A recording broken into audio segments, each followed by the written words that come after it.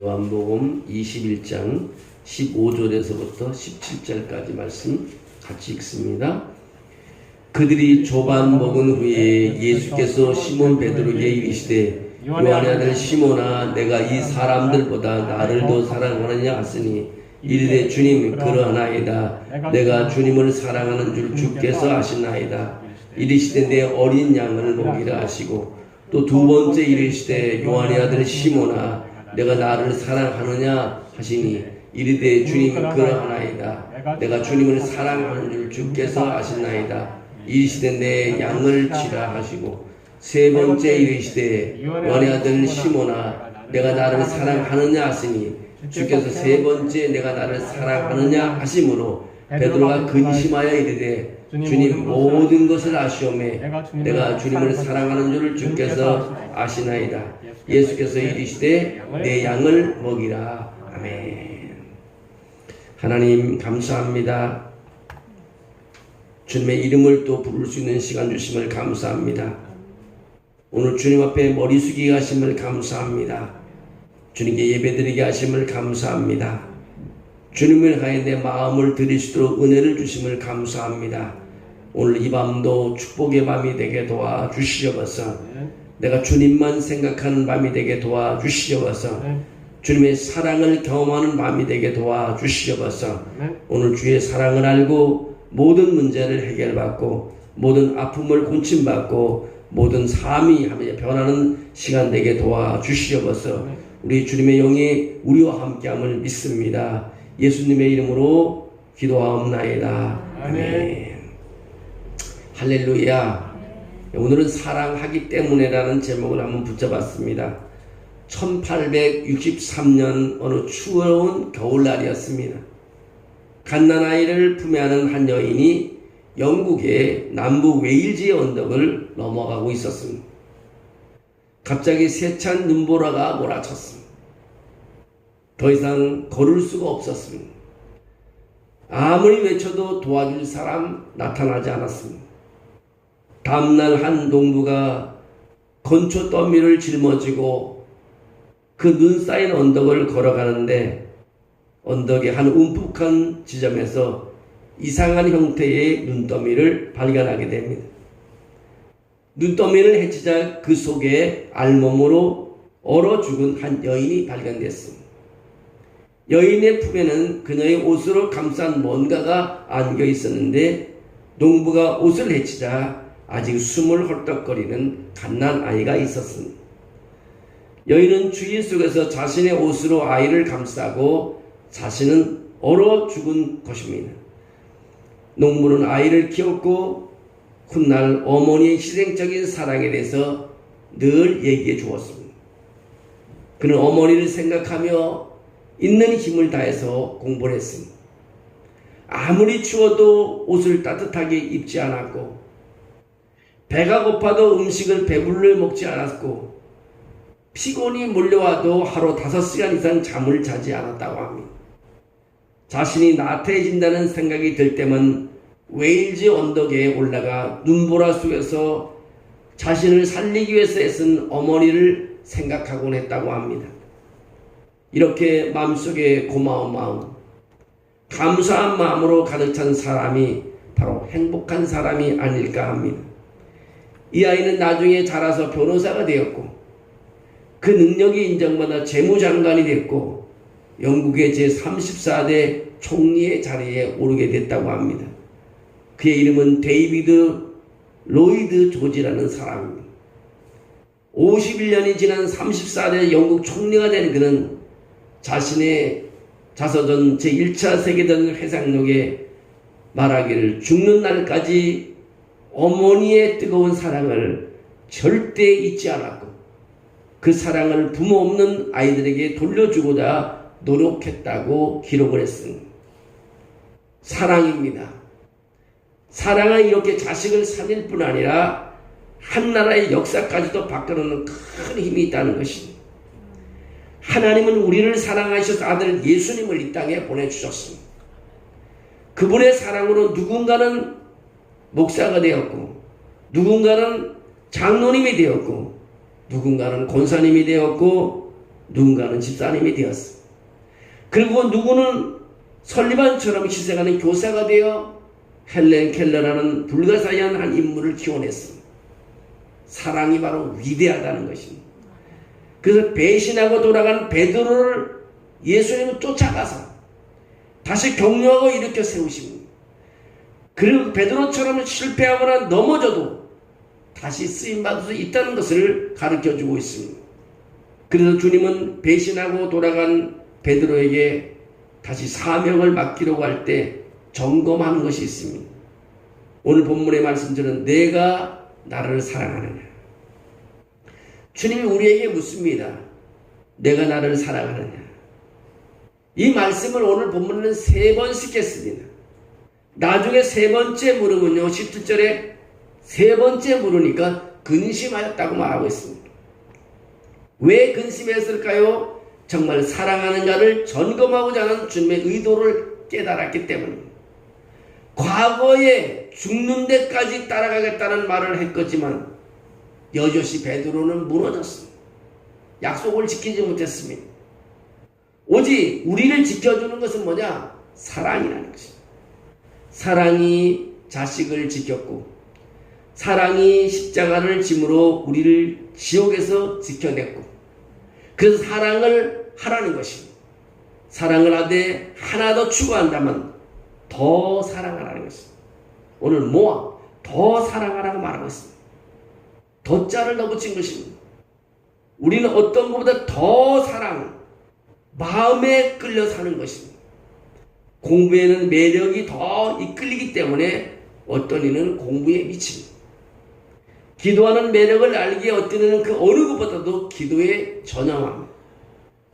이렇게 사람은 더 중요하다고 느끼는 것에 시간과 정열을 다 쏟아붓습니다. 근데 세상을 살면서도 위대하고 가치 있는 일이 뭐냐? 사랑이라는 것입니다. 사랑하는 것이라는 것입니다. 그러나 더 사랑하라는 것입니다. 더 사랑할 수 있도록 성령께 간구해야 된다는 것입니다. 더 사랑하도록 사랑해 보는 것입니다. 여러분 얼마나 사랑했나요? 오늘 본문은 그렇게 말합니다. 요한의 아들 시몬아, 내가 이 사람들보다 나를 더 사랑하느냐? 너는 지금 나를 사랑하느냐? 과거에 사랑했던 거가 아니라 지금 나를 사랑하느냐? 많은 분들의 이야기 중에 하나는 옛날에는 진짜 뭘 잘했다고 말합니다. 밤을 새워가며 기도했다고도 말을 합니다. 근데 예수님은 오늘 말씀하시고 오늘 내가 나를 사랑해야 한다고 말씀하고 있습니다. 오늘 예수님을 사랑해야 하고 오늘 우리에게 맡겨주신 사람들을 사랑해야 합니다. 이 사랑 때문에 전에는 실수했어도 전에는 비록 배반하고 도망갔어도 오늘 찾아오셔서 다시 사명을 맡기시고 다시 일어나라고 말씀하고 있습니다. 바울도요, 저는 비방자요, 박해자요, 폭행자였으나 도리어 국류를 입은 것은 내가 믿지 아니할 때에 알지 못하고 행하였음이라고 고백하고 있습니다. 그런데 지금 나를 능하게 하신 그리스도 예수 우리 주께 감사함은 나를 충성되이 여겨 내 직분을 맡기심이니 하면서 감사의 감격을 고백하고 있습니다. 사랑하면 됩니다. 과거를 묻지 말라는 것입니다. 과거에 죄 지을 수도 있습니다. 과거에 몰래서 교회를 다니는 사람을 핍박할 수도 있습니다. 하지만 이제는 우리는 예수님이 그런 나를 위해 십자가에 달려 돌아가셨고 죽어주셨으니 더 이상 핑계할 것이 없다는 것입니다. 그 사랑을 깨달으면 이제 우리도 눈물로서 갚을 수 없어 이 몸을 바칩니다라는 찬송을 불러야 하는 것입니다. 주님은 마지막 내 양을 먹이고 칠 때 지도자가 된 우리가 가져야 할 마음 자세를 말하고 있습니다. 오늘 본문에 두 종류의 말씀을 구별해냈는데 한 양이 나오는데 sheep이라는 양과 램이라는 양이 나옵니다. 양을 영어로 sheep 하면 보편적인 양을 말하고 램 하면 어린 양을 말하고 있습니다. 이 양은 아주 작은 양으로 어미 젖을 빨든지 때로는 사람이 가슴에 안고 우유통에다가 젖을 넣어 먹여줘야 하는 양입니다. 훈계로 가르치기도 해야 한다는 것입니다. 때로는 공부도 해야 되고 제자 훈련 등으로 가르치기도 합니다. 이 가르치는 것으로 다 끝나는 것이 아니겠습니다. 사람들은 가슴으로 가르치고 가슴으로 사랑해 줘야 된다는 것입니다. 이해해 줘야 된다는 것입니다. 기다려 줘야 한다는 것입니다. 아이들이나 성도들이 말씀을 잘 가르치면 맞지만요, 어떨 때 보면 반대 방향으로 갈 때가 많습니다. 아이들도 부모가 원하는 반대 방향으로 갈 때가 많습니다. 속이 탑니다. 세상에 어떻게 저렇게 반대로 갈 수 있을까? 서운하기도 하고 그렇습니다. 그러나 찾아가서 데려와야 하고 눈물로 가슴으로 그를 품어야. 누구나 경험해 본 일이지만요, 어떤 계기로 교회를 떠나가는 사람이 있습니다. 떠나간 시간이 오래되니까 교회 오기가 멋쩍은 거예요. 무슨 명분이 돼야 교회 오는데 교회 올 수가 없는 거예요. 나가기는 쉬운데 다시 돌아오기가 어려우죠. 오고 싶은데 민망해서 못 오는 거죠. 자존심 때문에 못 옵니다. 가기는 쉬운데. 근데 어느 날 장로님하고 권사님하고 집사님이 자기 집에 찾아왔어요. 이제 그만 방학하고 같이 가자. 그 사실 교회에 왔습니다. 교회에 왔더니 얼마나 감사한지 몰라요. 뒤돌아보면 그분들이 나를 찾아오지 않았으면 영원히 오지 못했을 텐데 내가 교회에서 명분을 만들어줬다는 거예요. 너무 감사하다. 뒤돌아보면 그 목사님, 그 장로님, 그 권사님, 그 집사님이 너무 감사하다. 그분들이 한 사람이 없었다면, 나를 불러주지 않았다면 영원히 떠나고 말았을 것이다. 여러분, 절망 속에 그물을 던지고 있던 베드로를 예수님이 찾아오셔서 사랑해 주시고 회복시켰어요. 예수님이 베드로를 찾아오지 않았다면 베드로가 훗날 위대한 지도자가 될 수 없었고요. 베드로가 설교할 때 3,000명의 사람이 모일 수고 세례를 받을 수가 없습니다. 5,000명이 모일 수가 없습니다. 실패한 베드로, 주님을 떠나던 베드로를 주님이 찾아왔기 때문에 다시 쓰임받을 수 있었다는 것입니다. 제2의 베드로는 바로 오늘 살아있는 가슴을 가지고 우리가 사람을 안고 찾아가고 이해하고 불러줄 수 있는 사람이 되어야 되는 것입니다. 여러분, 자녀 교육도요, 항상 훈계로만 다 도망가잖아요. 좀 참아줘야 되잖아요. 저도 참 하나 기르는데요, 솔직히는 게임을 밤새도록 해요. 속상해갖고 그냥 그 와이파이를 그냥 다 꺼버리는 거예요. 지금 생각하면 그냥 좀 내비둘 걸. 아마 다 그런 경험이 있을 거예요. 전기 수위를 내려버리는 거죠. 우리 친구 한 분은요, 애가 그래서 아예 그 노트북 그 전기선을 가위로 쏙쏙 잘랐대요. 근데 나 그 정도는 아니었어. 딱 잘랐대. 그리고 아예 그 컴퓨터를 갖다가 저 쓰레기통에 갖다 누가 가져가서 줘버렸대요. 얼마나 아이에게 상처를 받았어요. 훈계를 그렇게 하는 거죠. 여러분은 그렇게 그래 지금도 그러지 않을 걸. 좀 더 기다려줄 걸. 한 일주일 밤새워도 말겠지. 못 기다렸어요. 지금 생각하면 후회해요. 하나 있는 애 그냥 밤새워 하게 내버리고 좀 기다려주고 좀 기다려줄 걸. 여러분, 우리 훈계 가슴으로 해야 되는 것 같아요. 이 죽을 때가 다 되면 사람이 깨닫고 더 모든 세상의 그 이치를 잘 아는 것 같아요. 여러분, 우리가 늦었어도 지금 마찬가지예요. 교회도 마찬가지예요. 교회를 떠난 사람이 있습니다. 그 사람 오고 싶어도 누가 불러주는 사람이 없는 거예요. 빈말이라도 찾아가고 아이스크림 사주고 이제 그만 가자고 따라올 수도 있습니다. 그걸 기다리고 있을 수도 있습니다. 그래서 성령이 역사할 수도 있습니다. 좀 더 사랑할 수 있는 거예요. 오늘 본문의 베드로 보시오. 예수님이 베드로를 안 찾았다면 베드로는 끝난 겁니다. 근데 찾아가서 세 가지 질문하잖아요. 내가 나를 사랑하느냐? 내가 나를 사랑하느냐? 근데 이거 가지고 영어 공부를 엄청나게 가르쳤습니다. 얼마나 감동되지 몰라요. 요한의 아들 시몬아, 내가 이 사람들보다 나를 더 사랑하느냐. 주님, 그러하나이다. 내가 주님을 사랑하는 줄 주께서 아시나이다. 그럼 내 어린 양을 먹이라. 두 번째, 요한의 아들 시몬아, 내가 나를 사랑하느냐. 주님, 그러하나이다. 내가 주님을 사랑하는 줄 주께서 아시나이다. 내 양을 치라. 세 번째, 요한의 아들 시몬아, 내가 나를 사랑하느냐. 주께서 세 번째 내가 나를 사랑하느냐 하심으로 베드로가 근심하여 이르되, 여기서 주님 부릅니다. 모든 것을 아시오매. 내가 주님을 사랑하는 주께서 아시다. 주님 모든 것을 알지 않습니까? 주님, 내가 주님 사랑하는 주께서 아시나이까. 그때 예수님께서 마지막으로 내 양을 먹이라고 합니다. 이 대화가 끝난 다음에 사도행전 넘어가서 베드로가 얼마나 충성일을 성령이 충만하고 그분이 설교하면 3,000명이 모여들었다 그랬잖아요. 5,000명이 회개가 가까이 오는. 이게 있을 수 있는 일인가요? 한 사람을 그렇게 사랑해 줬더니. 여러분, 한 명의 자녀가 있다면 가슴으로 품어주시고요. 내 마음에 안 들어도 좀 더 사랑해 주시고, 여러분이 또 잘 아는 성도가 있으면 교회를 나오지 않은 사람에서 한 번 더 아이스크림 사주시고요.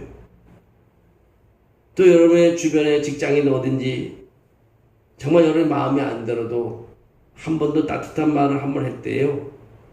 나중에 눈물을 흘리고 감사합니다. 그분이 큰 일을 할 수 있습니다.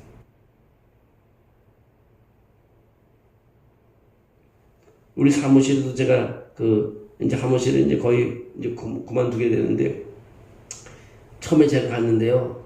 전부 다 우리 직원 한 사람은 도둑놈으로 취급받아서 다 싫어하더라고요. 근데 일을 제일 많이 하는데, 새벽에 와서 하다를 저녁 제일 많이 하는데, 사람들 다 도둑놈이라고 그래서 상처를 많이 받았더라고요. 그래서 제가 불러서 커피 사주면 그랬어요. 이제 남의 과일 나오면 돼서 신발끈 끌어매지 말고, 이제는 그냥 쳐다보지 말고 앞만 보고 가라. 왜 그런 사람들 그런 소리를 듣냐. 그랬더니 그 친구가 울면서 그러더라고요. 목사님처럼 그런 말 해주는 사람이 없었고 자기 도둑놈만 몰았다고. 사람들이 다 놀래요. 아무도 그 사람하고 친하게 지내지 않았는데 엄목사님이 와갖고 다시 부서를 다시 세워놓고 다 하게 됐다고. 사람은 좀 생각하고 조금만 더 사랑하면 될 것 같아. 자녀도 그렇고 교회도 조금만 더. 뭐 더더라 한 발자국만 더. 아니면 손 한 길이만큼 더. 손 한 번만 더 잡아야 될 것 같아. 그럼 거기에 놀라운 역사가 있을 거랍니다. 오늘 제2의 베드로는 바로 오늘 살아가는 사람들에게 가슴을 가지고 더 큰 일을 감당했습니다. 우리가 기도할 때 예수님의 가슴을 주십시오. 예수님이 사랑할 수 있는 그런 가슴, 예수님 것처럼 사랑할 수 있는 그런 가슴을 나에게 달라고 우리 기도해야 돼요. 폴란드 한 학교에서 유대인의 아이들이 섞여서 공부를 하고 있었다고 합니다. 독일군은 유대인의 피를 가진 자라면 철저히 색출해서 죽이던 시대였는데, 결국 이 학교에서 독일군의 트럭이 들어닥쳤다고 합니다. 192명의 아이들은 선생님의 손에 매달려 살려달라고 아우성쳤다.